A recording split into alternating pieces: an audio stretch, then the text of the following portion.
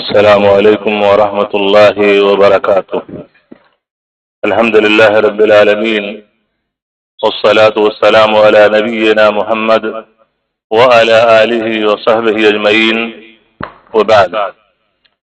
عن عبد اللہ بن مسعود رضی اللہ عنہما قال سألت رسول اللہ صلی اللہ علیہ وسلم ای العمل احب الی اللہ قال الصلاة لوقتها قلت ثم أي قال بر الوالدين قلت ثم أي قال الجهاد في سبيل الله متفق عليه۔ محترم سامعین و حاضرین،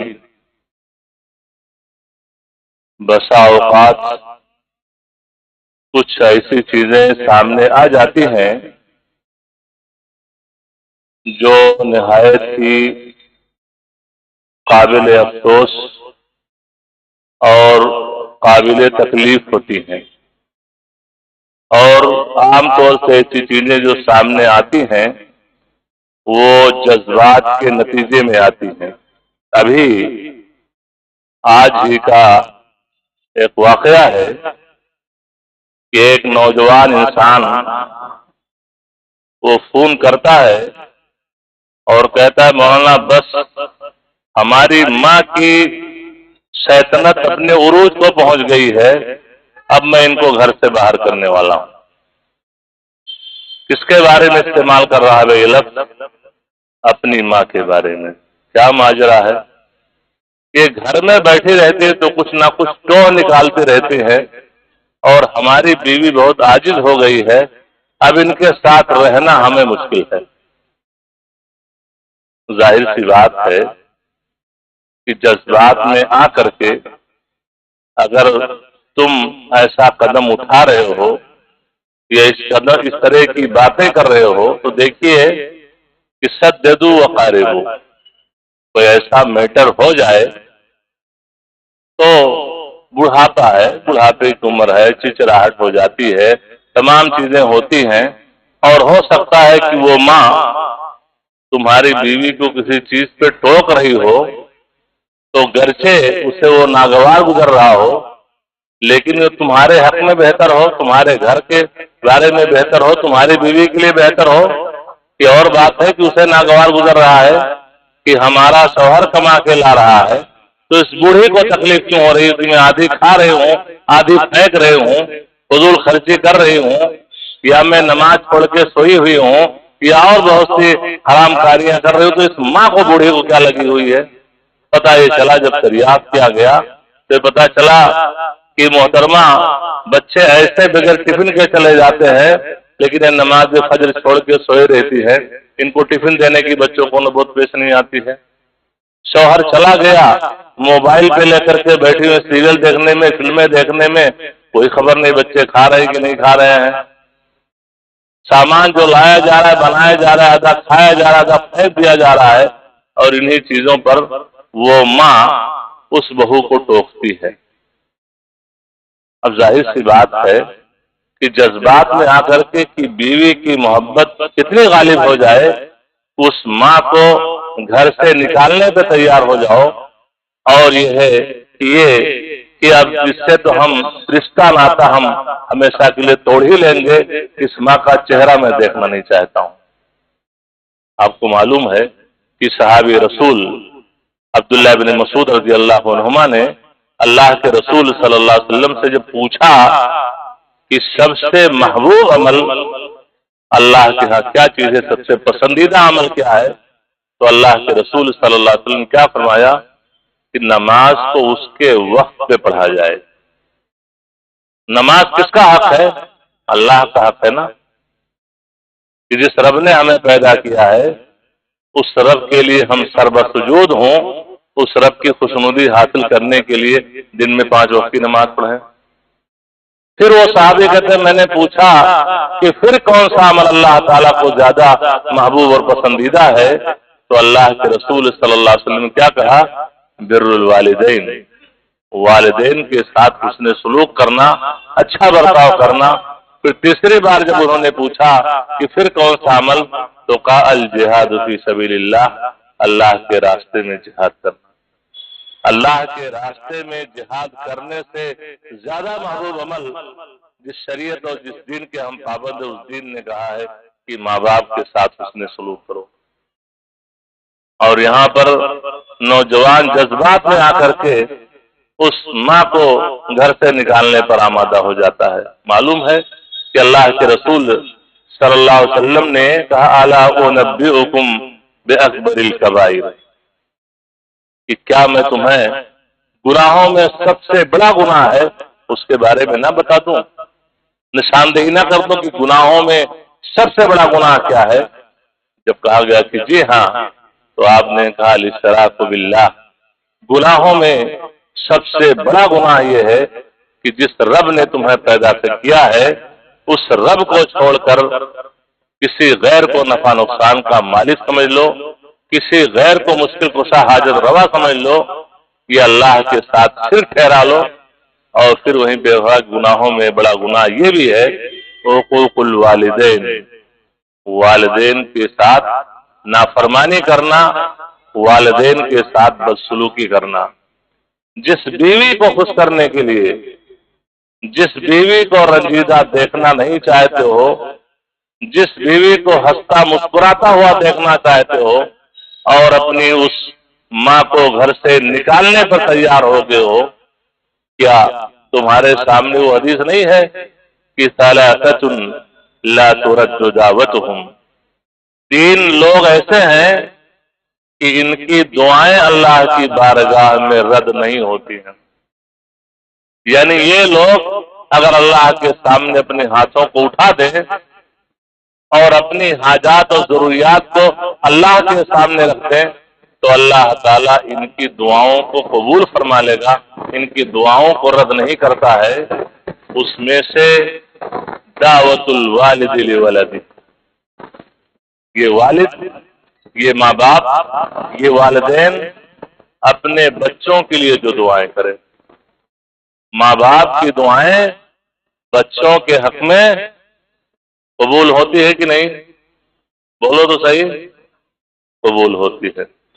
اب ماں باپ اگر آپ سے خوش رہیں گے تو آپ کے لیے خیر کی دعا کریں گے نا، اور اگر ان کو کھینچ کر کے گھر سے باہر کر دیا، سب کچھ بیوی ہی ہو گئی، بیوی ہی کی خوشنودی چاہتے ہو کہ ہم اور ہمارے بچے، تو ویسے تو ماؤں کا دل اتنا نرم ہوتا ہے کہ ایسی صورت میں بھی بد دعائیں نہیں کریں گے اللہ تعالیٰ میرے بچے کو ہدایت دے دے۔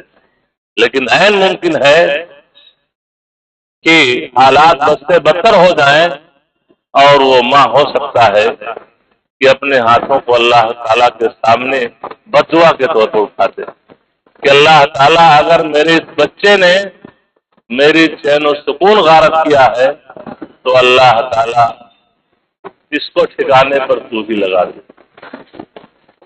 تو ماں باپ کی دعائیں قبول ہوں گی کہ نہیں ہوں گی؟ قبول ہوں گی۔ اور اس سلسلے میں اسی منبر و محراب سے آپ نے وہ واقعہ بارہا سنا ہوگا، جریج نامی، جو واقعہ صحیح حدیث کے اندر موجود ہے کہ عبادت گزار انسان تھا، زاہد تھا، پرہیزگار انسان تھا، گاؤں سے باہر کٹی میں وہ اللہ کی عبادت میں مصروف تھا۔ ماں کسی حاجت کے لیے جاتی ہے، آواز دیتی ہے یا جریج، اے جریج، جریج حالت نماز میں ہوتا ہے، کہتا امی و صلاتی، پروردگار عالم یہ میری ماں مجھے آواز دے رہی ہے اور میں حالت نماز میں ہوں، تجھ سے تو بڑھ کر میری ماں کا مقام و مرتبہ نہیں ہے، میں کیسے اپنی ماں کی آواز پہ لبیک کہوں؟ ماں کی آواز پر کان نہیں رکھتا ہے، ماں واپس چلی جاتی ہے، دوبارہ آتی ہے، تیسری بار بھی آتی ہے، جریج حالت نماز میں ہوتا ہے، ماں عاجز آ جاتی ہے کہ جب آؤ، جب دیکھو یہ نماز میں ہے، میں آواز دیتا ہوں میرے بیٹے جریج میری دعوت پر لبیک کہہ نہیں کہہ رہا ہے، کچھ ہاں نہیں کہہ رہا ہے، جب دیکھو جب نماز، بد دعا کر دیتی ہے کہ اللہم لا تمتہ حتی تریہ وجوہ المومسات، کہ پروردگار عالم اس جریج کی موت اس وقت تک نہ ہو جب تک کسی فاحشہ عورت کا یہ منہ نہ دیکھ لے۔ माँ बद दुआ कर रही है। किस बेटे के लिए? शराबी के लिए, कबाबी के लिए नहीं, अय्यास के लिए, मक्कार के लिए नहीं, उस बेटे के हक में जो इबादत गुजार है, तकवा शियार है, परहेजगार है, हालत नमाज में है, हालत नमाज में होने की वजह से अपनी माँ की दावत पर लब्बैक नहीं कह पा रहा कि हाँ मेरी माँ क्या बात है। इतना ना कहने पर माँ बेजार होकर के बद्दुआ कर देती है, माँ की बद्दुआ कबूल होती है। उसी गांव में एक फाहिशा औरत वो कहती है गांव वालों से कि ये जो जुरैज जिसकी इबादत का, बंदगी का, तकवा तहारत का इतना चर्चा है, कहो तो इसको अपने फेवर में मैं कर लूं। लोगों ने कहा ठीक है। गई नापाक इरादे से, लेकिन उसका हरबा जुरैज पे नहीं चल पाया। गई एक चरवाहे से बदफेली हो गई, जना हो गया, हामला हो गई, प्रेग्नेंट हो गई, शोर की कि जो बच्चा हमारे गोद में पल रहा है, जो बच्चा पैदा हुआ है, ये उसी जुरैज का है, उसी जाहिर और इबादत गुजार इंसान का है। गांव के लोग आए, कुटी उटी तोड़ फोड़ करके और पिया पाछा करने लगा। माजरा क्या है? कहा माजरा पूछ रहे हो? तुमने तो वो जुर्म किया है और माजरा पूछ रहे हो? कहा ठीक है। कहा बच्चे को लाओ। बच्चे को लाया गया। वो इंसान जुरैज बच्चे को अपने हाथ में लेता है, कहता मन अबू, बच्चे जरा बता कि तेरा बाप कौन है, तेरा बाप कौन है? वो बच्चा कहता है फला नर्राई, मेरा बाप फला चरवाहा है। अभी बच्चा पैदा हुआ हो बोलता है, लेकिन इन्नल्लाह अला कुल्लि शैइन कदीर, अल्लाह ताला हर चीज है। माँ की बद्दुआ उस जाहिद और परहेजगार इंसान के खिलाफ कबूल होती है। यह है माँ की दुआ और माँ की बद्दुआ कबूल भी होती है, लेकिन चूंकि जुरैज ये नाहक पे नहीं था, हालत नमाज में था, इसकी वजह से नमाज छोड़ना मुनासिब नहीं समझा और अपने माँ की आवाज पर लब्बैक कहना मुनासिब नहीं समझा। माँ ने बद्दुआ कर दी, बद्दुआ कबूल हुई और ये तौर पर जलील और रुस्वा हुआ। लेकिन जब इस बच्चे ने, शेरखार बच्चे ने कहा मेरा बाप फला चरवाहा है, तो ये लोग जिन्होंने उसकी कुटी को तोड़ा फाड़ा था और जो इंसल्ट की थी, कहा ऐ जुरैज, अगर तुम कहो तो तुम्हारी इस कुटी को सोने से हम तामीर कर दें, सोने की बना दें। कहा नहीं, आई दूहा कमाकान, सोने की बनाने की जरूरत है, जैसे हमारी ये कुटी थी वैसे ही तुम लोग बना दो, वैसे ही वापस कर दो। तो यहाँ पर इज्जत वापस लौटी कि नहीं लौटी? पूरे गांव वालों को पता चल गया कि उस फाहिशा औरत की बेजा इत्तेहामात थे इस जाहिद आबिद के ऊपर, और ये तो बच्चा गवाही दे रहा है जिस बच्चे के बारे में कह रही थी कि इसी जुरैज के नुत्फे से पैदा हुआ है। ये बच्चा तो बोल उठा कि मेरा बाप फला चरवाहा है। तो अल्लाह ताला ने उस जाहिद और आबिद बच्चे की जो इज्जत चली गई थी उसको अल्लाह ताला ने वापस भी लौटा दिया।